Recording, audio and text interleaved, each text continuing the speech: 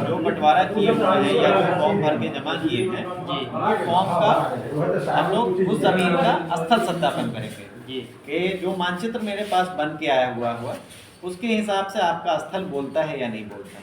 अगर आपका स्थल उसके हिसाब से बोल रहा है, एकदम सही है, तब तो उसमें कोई इशू नहीं है।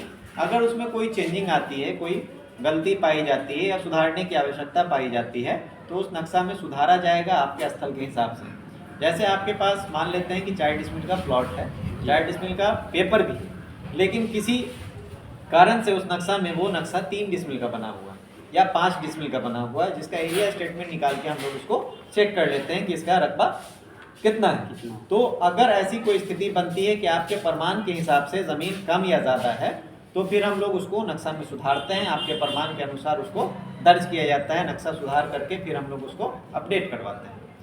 अपडेट करने के उपरांत फिर काम चलता है खानापुरी की प्रक्रिया।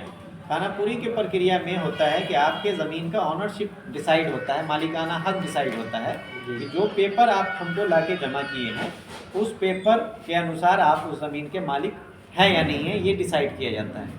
तो आपसे आपका ओरिजिनल पेपर मांगा जाता है, ओरिजिनल पेपर से उसका सत्यापन किया जाता है कि आपने जो ज़ेरॉक्स जमा किया है मेरे कार्यालय में हूबहू उसका ओरिजिनल पेपर आपके पास है या नहीं है, या उसमें कुछ छेड़छाड़ की गई है, कुछ गलती पाई गई है, तो ये सारी चेकिंग की जाती है ओरिजिनल पेपर से मिलाकर। आपसे ओरिजिनल पेपर मांगा जाएगा, ओरिजिनल पेपर देख के आप उसका सत्यापन करा लीजिएगा और सत्यापन के उपरांत फिर उसका खतियान बनाने का प्रोसेस शुरू होता है।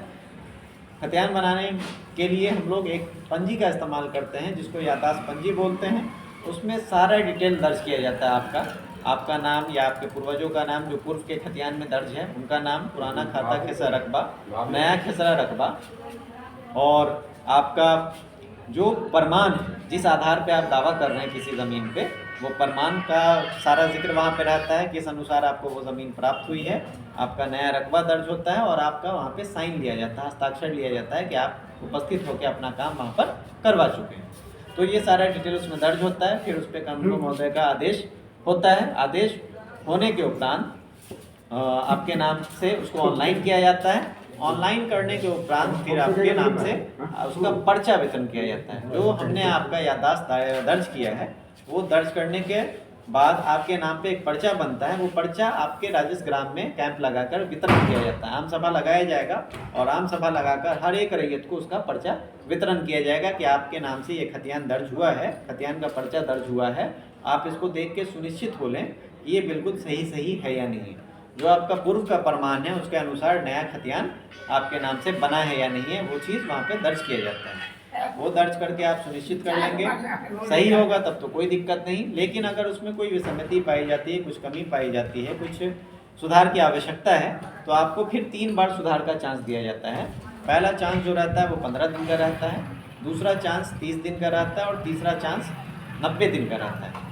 पहला और दूसरा चांस आपको अंचल कार्यालय स्तर पे जो आपकी सर्वे ऑफिस है वहाँ पे प्राप्त होती है कि आप वहाँ पर अपना दावा प्रस्तुत करके उसका सुधार करवा सकते हैं।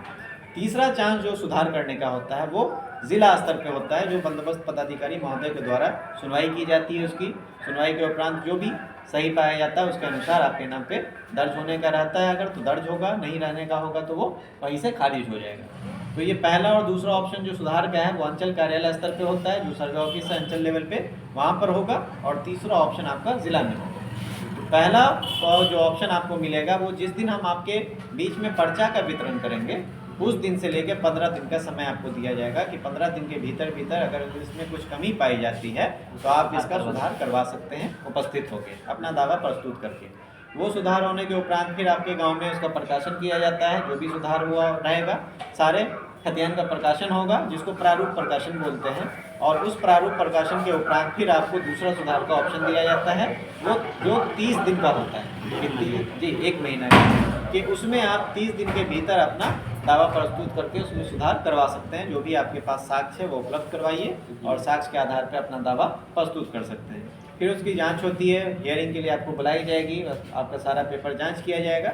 अगर उसमें सुधार की आवश्यकता होगी तो सुधार किया जाएगा, अगर नहीं होगी तो वो यथावत रह जाएगा और फिर आगे की प्रक्रिया में वो चलाया जाएगा जिसको हम लोग बोलते हैं लगान का निर्धारण। जो आपके नाम पे आपका ज़मीन दर्ज हुआ है उसका लगान फिक्स होता है, और ये आपके ज़िला के जो DCLR महोदय होते हैं जिनको चार्ज दिया जाता है, चार्ज ऑफिसर जिसको हम लोग बोलते हैं, उसका चार्ज दिया जाता है सर्वे में, वो लगान का निर्धारण करते हैं। वो लगान का निर्धारण करने के उपरांत हर एक रैयत के ज़मीन का लगान निर्धारित हो जाएगा। अभी आप लोग देखते होंगे सर्वे में, पुराने खतियान में, कि बहुत सारे ज़मीन का लगान निर्धारित नहीं है। अभी आप लोग जाते होंगे रसीद कटाने तो कर्मचारी बोलता होगा कि इसका लगान पहले से निर्धारित नहीं किया हुआ है, नए स्तर से इसका लगान निर्धारित करवाना होगा।